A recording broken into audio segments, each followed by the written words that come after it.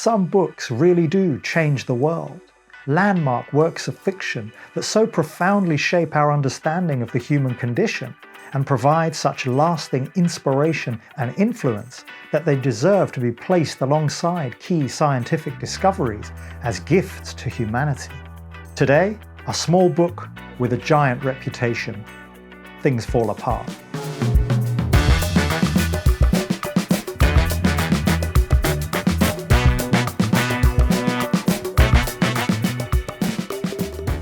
The novel is set in the late 19th century in the southeastern part of what is now Nigeria. It depicts pre-colonial life in the fictitious village of Umuofia, which is just one of the broader set of the so-called 9 villages. The story centers on Okonkwo, a man famed across the land for his status as a war hero and wrestling champion. Things Fall Apart was written in 1958. Before then, most novels about Africa were written by Europeans, and they portrayed Africans as savages in desperate need of Western enlightenment. Author Chinua Achebe dispenses with those lies by showing us a rich culture complete with religion, government, money, a justice system, and an artistic tradition. As the Nigerian Nobel laureate Wole Soyinka put it, "It's the first novel in English which spoke from the interior of the African character, rather than portraying the African as an exotic, as the white man would see him." For much of the opening section of the book, we simply observe. We observe day-to-day life in the village. We experience some of the traditional customs of the Igbo people. We see how they tell stories, work the land, and mark births, deaths, and marriages. Achebe stands back from his prose and establishes a neutral style of narration. He isn't trying to glorify or condemn the way of life he depicts. He simply aims to show it to us. Okonkwo's prosperity was visible in his household. He had a large compound enclosed by a thick wall of red earth. His own hut, or obi, stood immediately behind the only gate in the red walls. Each of his 3 wives had her own hut, which together formed a half moon behind the obi. The barn was built against one end of the red walls, and long stacks of yam stood out prosperously in it. At the opposite end of the compound was a shed for the goats, and each wife built a small attachment to her hut for the hens.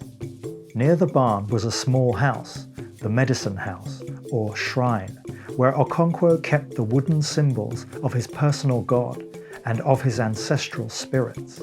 He worshipped them with sacrifices of kola nut, food, and palm wine, and offered prayers to them on behalf of himself, his 3 wives, and 8 children. Straightforward as this style of writing may seem, there is great power in its simplicity.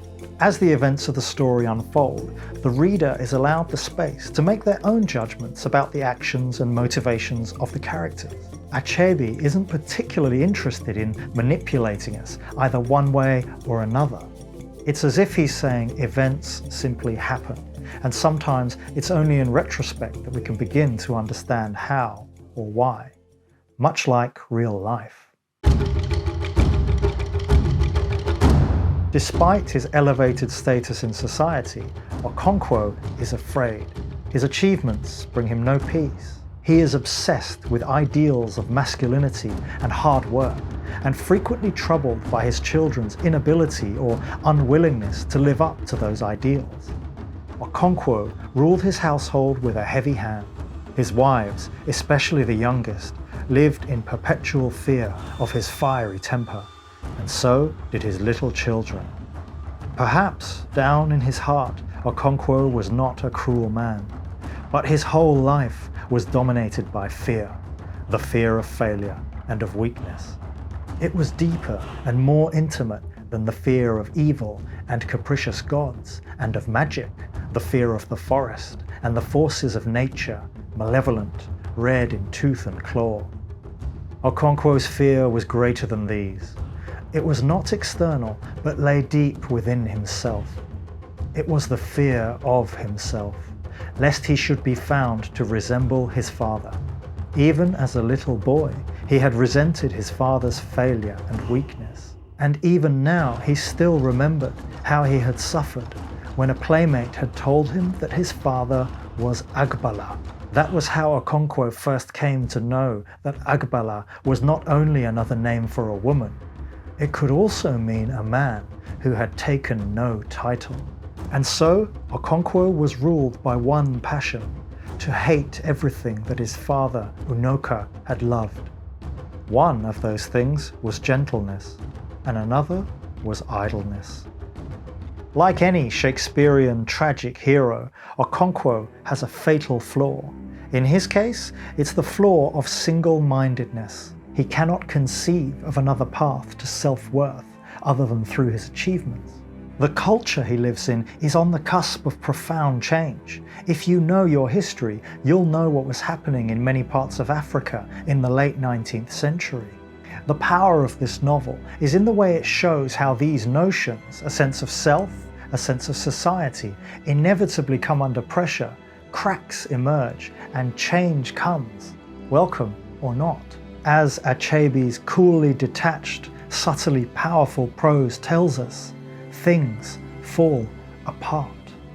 The context of our own lives may be nothing like Okonkwo's, but we are all shaped by similar forces. The powerful influence of our upbringing, what values our society places above others, and the extent to which we construct and buy into a personal narrative for ourselves. The tragedy of Okonkwo is that he doesn't see how fragile all of these constructs are until it's too late. The idea of stories and storytelling runs throughout the whole novel and is a fundamental way that the people of the village interpret their world. Many members of the clan have heard of white people, but they seem to them like a bit of a fairy tale. They have heard stories about white men who made the powerful guns and the strong drinks and took slaves away across the seas. No one thought the stories were true. Uchendu, Okonkwo's thoughtful uncle, replies, "There is no story that is not true." The rumours and stories of colonising forces are so far outside the villagers' frame of reference that for many of them it's simply inconceivable. But what the uncle is trying to say is that there is some truth in every story, and we have to know which parts to pay heed to. Of all of the crimes of colonisation, one of the gravest is to take control of who gets to tell the stories, who gets to make the myths. Historically, Africa has not been allowed to tell its own stories, and it's that injustice that Chinua Achebe seeks to address. Nelson Mandela said, "Chinua Achebe is the writer in whose company the prison walls fell down." This is appropriate imagery. Things Fall Apart does offer us a kind of freedom. Freedom from outdated racist ideas of Africa and its diverse, rich cultures. Freedom from the misconception that literature needs to be complicated and showy to be great. And most of all, the freedom to tell our own stories, whoever we may be and wherever we may come from.